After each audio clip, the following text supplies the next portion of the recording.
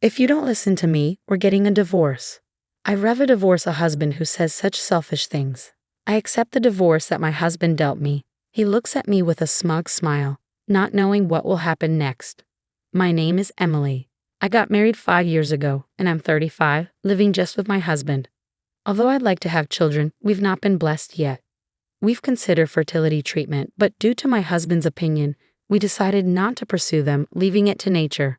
If we can't have them, it's still a life living just the two of us. My husband said that, and it helped to ease my mind a bit. After we got married, both of my husband's parents passed away one after another, which left us no time for treatments. Truth be told, my husband is quite dominant. He was originally senior at work, and in front of relatives, he'd refer to me as his foolish wife. And if I made a mistake, he'd scold me without mercy. Since our relationship was hierarchical before marriage, it continued even after marriage. This may make my husband sound like a bad person. He has his gentle side too.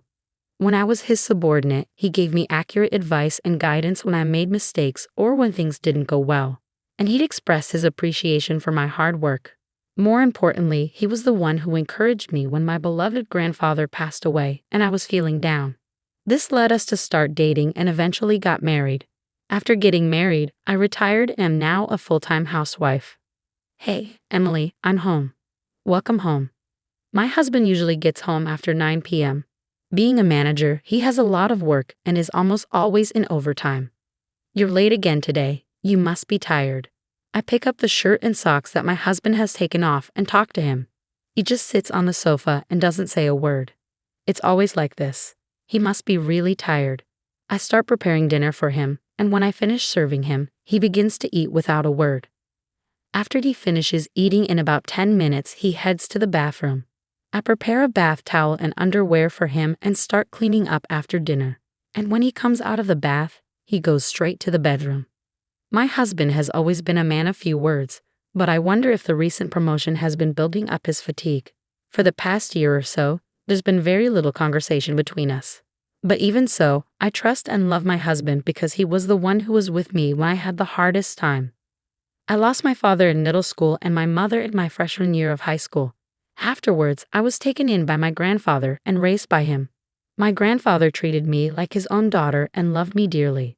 I adored my warm and kind grandfather. I wanted to give back to my grandfather.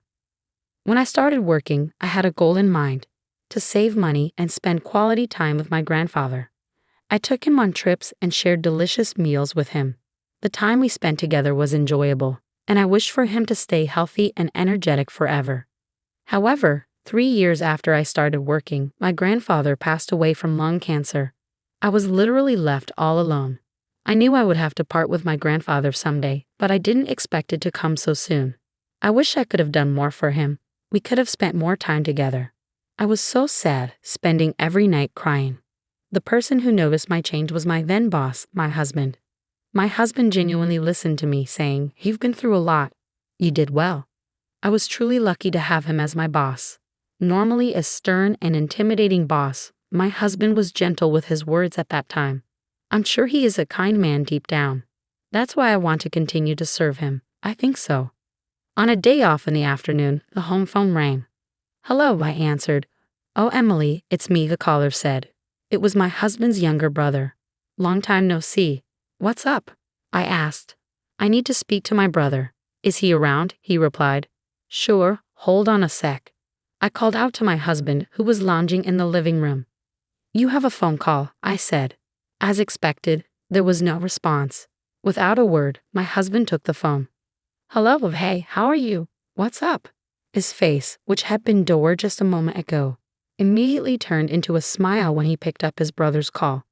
My brother-in-law, who was 15 years younger than my husband, perhaps because of the age gap, my husband doted on him a lot. "I hear that he is living a blissful life with his beautiful wife he got 2 years ago. But I wonder what's up?" I thought aloud. "Ah, is that so? So, are you okay?" The tone of my husband's voice completely changed to a serious one. "I wonder what's going on," I mused. "Well, if you're ever in trouble, just tell me, okay? I'm your big brother, after all." With that, my husband hung up the phone. "What happened? Is something wrong?" I asked. My brother. He seems to have been laid off, my husband replied. Laid off? I exclaimed, surprised. I never expected something like this to happen. Yeah, I heard the company was struggling, but I didn't expect him to be laid off. My husband sat down on a chair, looking downcast. I was also unable to hide my shock. My brother-in-law is the exact opposite of my husband. He is gentle, calm, and always humble. He treats me with respect as a sister-in-law, and even when my husband insults me in front of our relatives, he would defend me, saying, "Bro, that's not fair to Emily," and never fails to show consideration for me by apologizing, "Sorry, Emily, for my brother's rude behavior." His wife is also a similar type of person, and I had a good impression of them as a couple. And now he has been laid off. I started to think about what I could do for my brother-in-law and his wife. I want to help them, wanted to support them, even a little. That's what I'm determined to do. Hey, isn't there something I can do? I asked my husband. He gave me a sharp look. What do you mean by something? He replied sharply. Well, I was thinking, can't we do something to make your brother feel even a little better? At my words, my husband sighed heavily. You really are a hopeless woman. You who haven't been out in society wouldn't understand this. He's going through the toughest time right now. To casually say if there's something we can do, outsiders should keep quiet. His aggressive attitude took me by surprise. I meant well, but it seemed I had rubbed him the wrong way. Outsider. Aren't I a part of the family too? I asked my husband, almost pleadingly. Family? You're my wife, not my brother's. Unrelated outsider. His words struck me like a knife to the heart. I'd never seen my husband this aggressive before. His brother being laid off must have been a tremendous shock to him, but there are things you can and can't say. Just don't do anything unnecessary, he said before he walked out the door. After that, he became even more oppressive towards me. What's with this meal? Learn from my brother's wife. What did you do all day today? My brother's wife always keeps herself tidy and manages the household work perfectly, he barked. I'd never seen him be so unreasonable. I wondered what on earth had happened. Enough. What on earth happened to you? I finally snapped back at my husband. Shut up. Everything's a mess because of you, he blurted out, making no sense. I didn't know where to start with him. Before long, we weren't even making eye contact, and the gap between us was growing wider and wider. I began to question my relationship with my husband. One day, my husband started sorting out things in the morning, like a thorough cleaning. He was sorting necessary and unnecessary items, steadily increasing the number of garbage bags. I wondered what he was up to, but our relationship had grown cold lately. I didn't have the energy to speak to him, so I didn't intervene in his tasks. But unusually, he spoke to me. Hey, what are you doing? You should start packing too, he said. Huh? Packing for what? I asked, confused. We're moving out. I'm giving this house to my brother and his wife, he replied calmly. What? What are you talking about? I was taken aback. I found out that he intended to give the house where we were living to my unemployed and struggling brother-in-law and his wife. Wait a minute. Why are you doing this all of a sudden? I protested. Shut up. Don't defy me, my husband shouted at me loudly, but I didn't back down. You said you wanted to do something for your brother, didn't you? That's a completely different issue. What are we supposed to do if we hand over the house? Where are we going to live? I reasoned with him. We'll figure that out later. My brother's in trouble right now, and as his elder brother, I need to help him, my husband insisted, moving the conversation along entirely on his own. To begin with, my brother-in-law was not the kind of person to kick us out and move into someone else's house brazenly. Despite this, why? As I gave my husband a suspicious look, he handed me something. If all you're going to do was talk back, you're of no use to me anymore. We're getting a divorce. Get out of here right now, he threw at me, the divorce papers already filled out. I couldn't believe he was proposing divorce. Stunned by my husband's unexpected move, I could only stand there, and yet it felt strangely appropriate. I didn't feel like we could continue as a couple, even if we stayed together. Maybe this is a good opportunity, I thought. I picked up the divorce papers that had fallen to the floor and signed them without a word. My husband was watching me with a triumphant smile. His expression was so comical that I almost burst out laughing. When I had finished filling out the divorce papers, I turned to my husband. This house isn't yours, is it? I asked. Huh? This house is the one I lived in with my grandfather, and the land was his too. They'd both passed down to me, remember? At this, it was my husband's turn to be stunned. If it's in my name, how are you going to hand it over? Huh? How are you going to? I pressed my husband with questions. No, my husband suddenly became flustered. Did you forget you moved into my house before we got married because you thought it was a waste to pay rent? I've been paying the property taxes on the house and land every year because they're in my name, and you haven't given me a penny. Well, it doesn't matter anymore. Once these papers are filed, our divorce will be finalized and we'll be strangers. Wait a minute, let's calm down, my husband pleaded.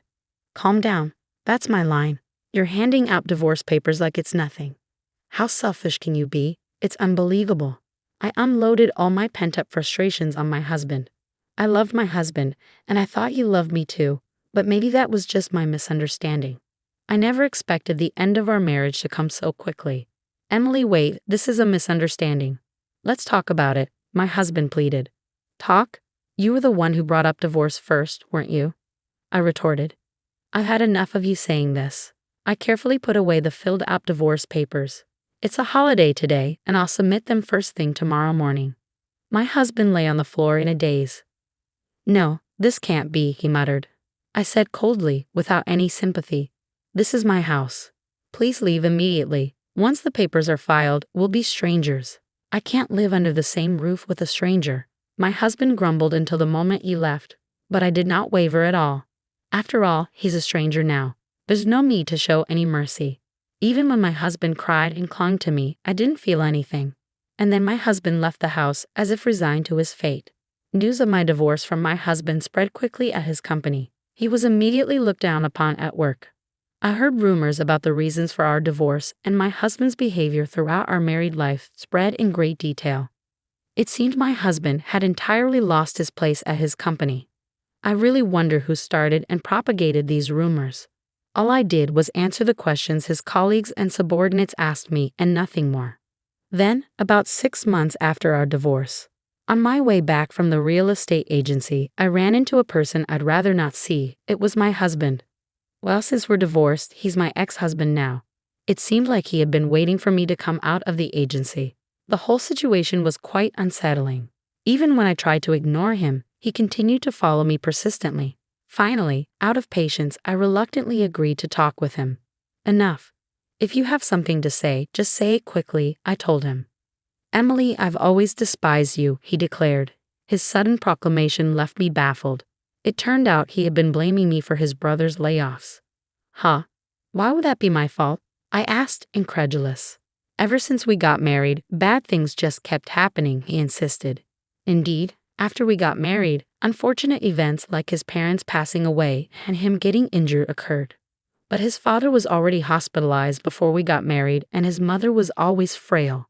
His injury was a result of his own drunken clumsiness. He tripped over a curb and broke his wrist. Still, in his mind, it seemed like I was the person responsible for all the misfortune. So, you think I was the cause of all the misfortune, and that's why you hated me? I always thought you were just a bit awkward, but you were simply despising me, huh?